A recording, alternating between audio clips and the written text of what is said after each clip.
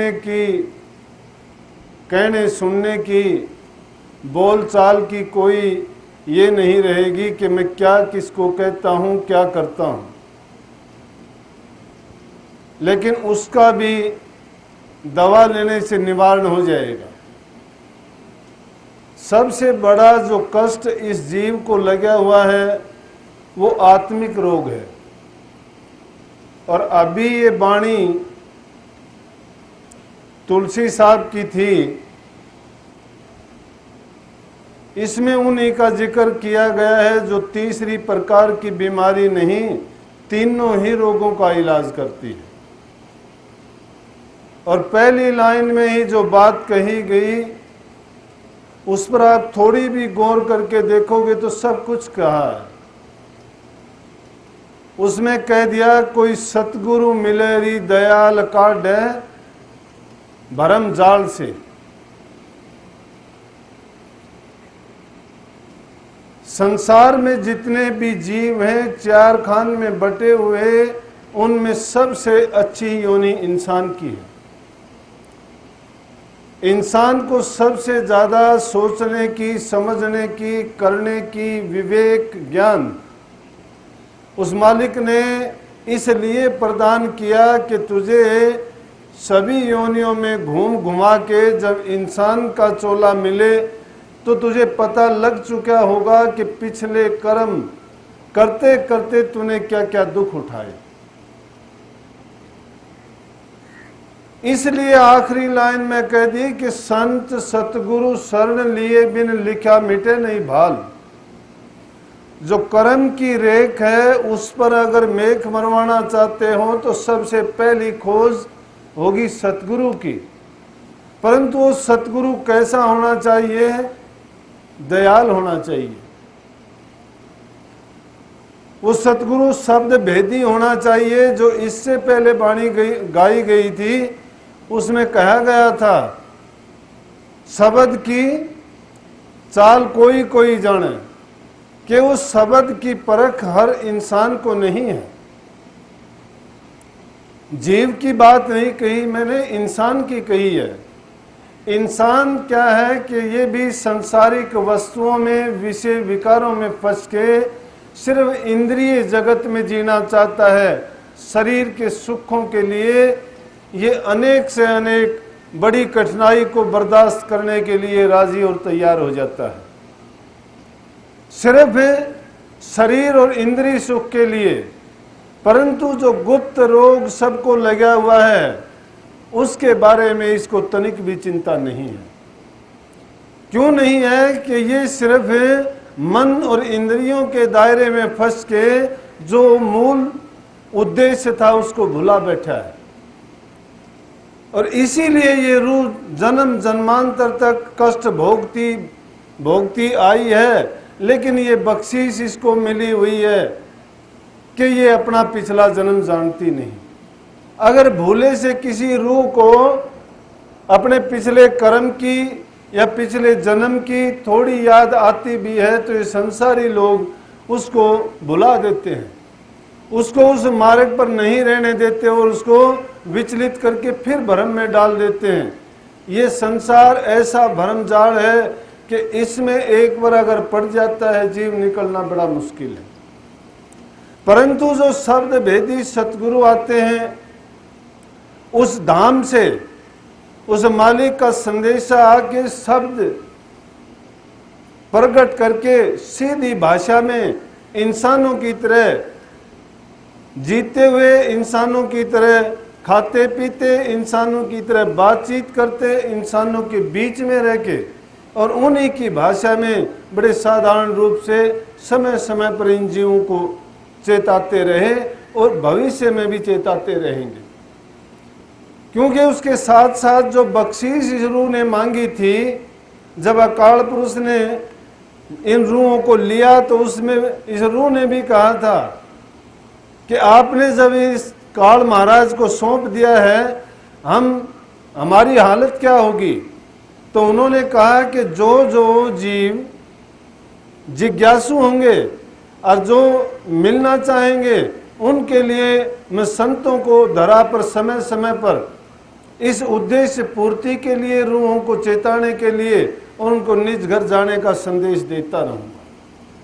परंतु ये जो जीव आया संसार में, संसार के पदार्थों को पा करके ऐसा भूला कि इसको ना अपने घर की सुध रही, ना इसको ये सुध रही कि मुझे क्या करना चाहिए था।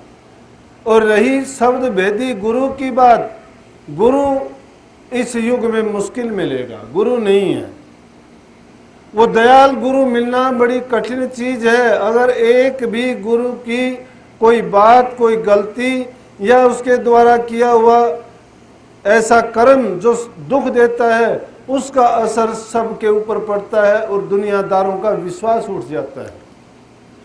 क्योंकि वो सोचते हैं कि जब फलां गुरु ने ऐसा किया है तो ये भी ऐसा होगा।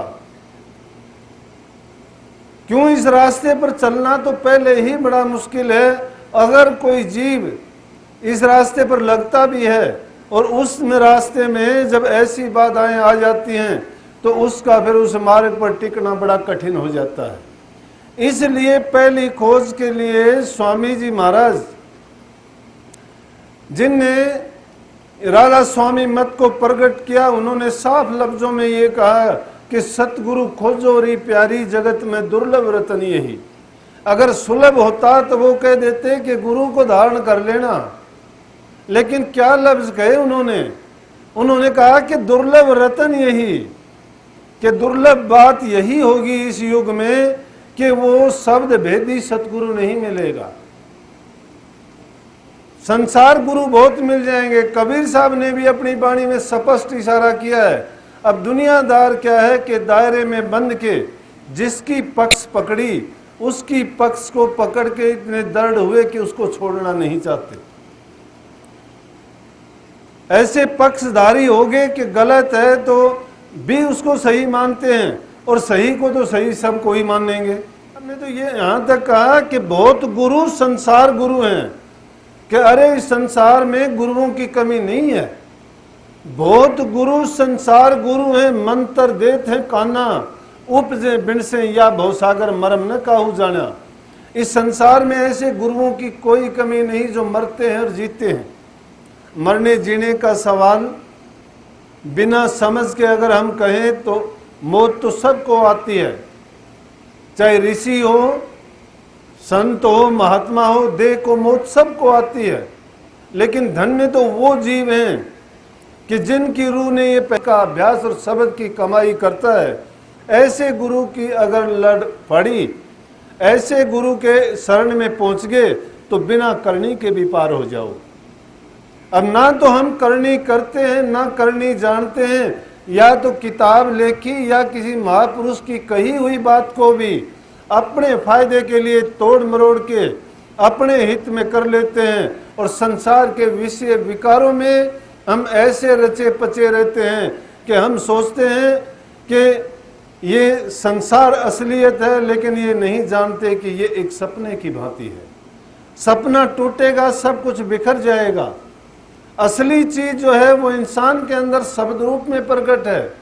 बार बार हमें वो चीज चेताती है। जब बुरा करते हैं तो भी हमें चेतावनी देती है, लेकिन वो कमजोर है, दुर्बल है, वो भावना मजबूत नहीं है। हम अपने मन के ख्यालात से जो भी सोचते हैं, जैसा हम करना चाहें कर सकते हैं। मैंने पहले भी सत्संगों में जिक्र किया है कि कामधेनु गाय का जिक्र आता है शास्त्रों में, ऋषियों ने, महात्माओं ने और अपने धार्मिक ग्रंथों में बहुत जिक्र है। कामधेनु गाय का है, कल्पतरु वृक्ष का है। तो कामधेनु गाय और कल्पतरु वृक्ष क्या है, या मनवांछित फल पाने का तरीका क्या है? अरे वो नाम रूपी दवाई है, वो सबके पास है। भीखा साहब कहते हैं भीखन भूखा को नहीं, सबके पल्ले लाल, गांठ खोल परख्या नहीं, इस विध भय कंगाल।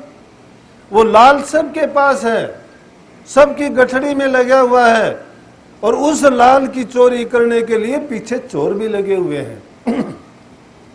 लेकिन हम क्या करते हैं, ना तो हम उस लाल को खुद टटोल पाते हैं, और उसको भुना भुना के, भुनाते भी कैसे हैं कि इंद्रियों के द्वारे छोटे छोटे विषय आसक्ति में पड़ के छोटे छोटे क्षणिक रस और आनंद के लिए उस लाल को बर्बाद करके चले जाते हैं। परंतु जो संत सतगुरु दयाल मिलते हैं वो आके आपको चेताते हैं कि भाई अगर तू जागना चाहता है तो अभी जाग, और जाग के तेरी गठरी में जो चोर लगे हुए हैं उसको संभाल करके उस लाल को बचा, और उस लाल को जब बचा लेगा तो तेरा जीवन सफल हो जाएगा। कबीर साहब ने इतनी वाणी कही, उन्होंने बड़ा समझाने का प्रयास किया। इस संसारी जीवों को ऐसी ऐसी शिक्षाएं उन्होंने दी अपने वचन के द्वारा, वाणियों के द्वारा, लेकिन जब ना समझ लोग थे तो उनको पाड़ियों के गीत कह के उनको टाल दिया गया। लेकिन जब खोज हुई और उनकी वचनों की कसौटी पर कस के देखा तो बात बड़ी खरी उतरी। एक वचन भी अगर संतों का कान में पड़ जाए, उसका पालन कर लिया जाए तो हमारा जीवन उसी से ही सफल हो जाएगा। क्योंकि गुरु की कसौटी बड़ी खरी है, लेकिन इसमें झूठा नहीं टिक सकता। खरी कसौटी गुरु की, झूठा टिके न कोई। गुरु कसौटी जो सहे कोई मर्जीवा होए। मर्जीवा होता है जिसको रोजाना मरने की आदत पड़ चुकी हो। संसार में जीने वाले विषय विकारों में जो पचे रहते हैं, इंद्रियों के सुख को जो चाहते हैं, वो कभी भी इस रास्ते पर नहीं चल सकते। वो गुरु की बात को कभी मान नहीं सकते। वो उनकी बातों में संशय और भ्रम पैदा करते हैं। दुनियादारी की ये भावना रही है, जगत भगत का बैर है, जो केड़ा बड़ बेर वो हाल है वो चीर देर साहिब करे नमेड़। ये तो मालिक इस चीज का नमेड़ कर सकता है कि जगत और भगत में कितना इतना बैर है, जिस तरह से प्रकाश और अंधेरे का है। सूर्य के उदय होते ही अंधेरा जिस प्रकार से गायब हो जाता है, उसी प्रकार से गुरु का ज्ञान, ज्ञान अंजन सतगुरु दिया अज्ञान अंधेरा विनाश। अगर गुरु रूपी ज्ञान तुम्हें मिल गया तो अज्ञान रूपी अंधेरा वह दूर हो जाएगा। शब्द के बारे में रोजाना हम कहते हैं कि शब्द, क्योंकि शब्द से सारी रचना हुई है। शब्द है कहाँ? शब्द हर जगह पर मौजूद है, कण कण में शब्द व्यापक है। शब्द है क्या चीज?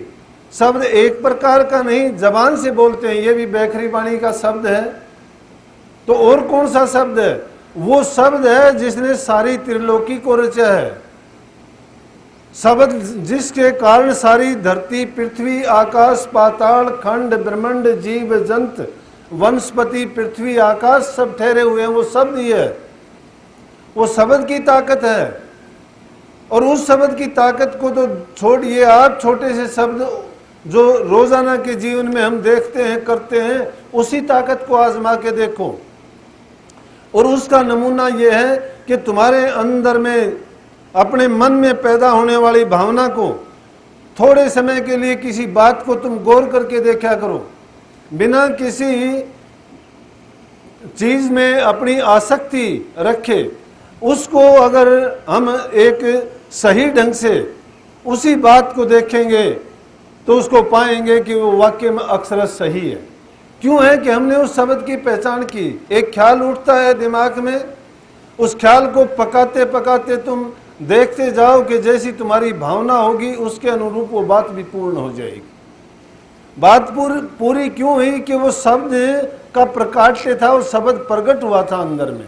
जब वो शब्द प्रकट हुआ, उसको तुम्हारे विचारों की, उस पर बार बार मनन करने की, बार बार उस पर तवज्जो और ख्याल देने से वो पुख्ता होती चली गई। इसलिए जो मनवांछित फल ये हुआ कि उसमें जो हमने सोचा था, जैसा हमारा विचार हुआ था, जो भी फुरना हमारे दिमाग में जो विचार उठा था, उस विचार को परिपक्व करते चले गए, उसका बार बार मनन करते चले गए। परीक्षा के दिन होते हैं, विद्यार्थी बार बार चिंता करता है मुझे परीक्षा देनी है, उस विषय की परीक्षा देनी है, उसमें मुख्य सवाल ये होगा, उसमें हो सकता है ये आए। कोई कहता कुछ है लेकिन वो बात भी करता है, देखता भी है, चलता भी है, लेकिन दिमाग में बात यही होती है। अब कई बार जब चलता हूँ, जैसे आते जाते हैं, ख्यालात की बात होती है, कोई भी कोई काम करता है, मेरे से भी ऐसी बात होती है, जैसे कोई चाहे बोलता हो किसी को तो मेरा हाथ अपना आप उठ के राधा सोन, मैं फिर सोचता हूँ कि जब ये जानता ही नहीं, ये पता नहीं किसको, लेकिन आदत है, वो आदत के अनुसार उठ गया। करते करते उस चीज को इतना पका लो कि वो आदत हर हाल में। अब हम नाम ले लेते हैं, शब्द का नाम लेते हैं, लेकिन उसको एक पल के लिए भी न सुमन करते हैं, न उसका कभी चिंतन करते हैं, न उसके बारे में कभी सोचते हैं। स्वामी जी महाराज ने क्या कह दिया? वो कहते दरस करे, दर्शन करो किसी चीज के। बहुत गुण है दर्शन करने में। जिस चीज का दर्शन करोगे उसके भाव, उसके गुण